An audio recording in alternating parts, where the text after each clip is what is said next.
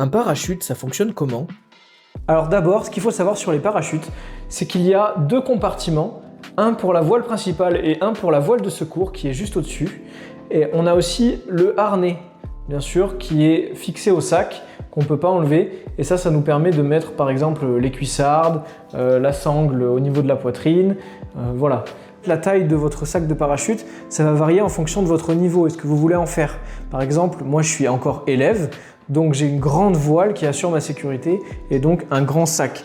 En général, les parachutistes expérimentés, ils préfèrent avoir des voiles plus petites pour avoir plus de vitesse. Ça leur sert aussi pour le pliage, c'est-à-dire que vu que le sac est plus petit, ils vont mettre beaucoup moins de temps à le plier évidemment. C'est un peu comme quand vous pliez un sac de couchage, vous allez l'enrouler et le mettre dans une sorte de sac qui va le maintenir. Là, c'est le même principe, sauf que ce qui maintient, ça s'appelle un pod. C'est une sorte de petit sac dans lequel on va mettre la voile. Plus la voile est grande, plus ça va être compliqué de la rentrer dans ce même pod. Quand vous avez une voile plus petite, évidemment, c'est plus simple. Ce pod-là, on va le mettre ici, dans cette partie. On va le glisser et refermer les rabats par-dessus. Une fois que les rabats sont fermés, on va tirer sur cette poignée dans ce sens-là, ce qui va ouvrir les rabats, ouvrir le pod et déclencher la voile.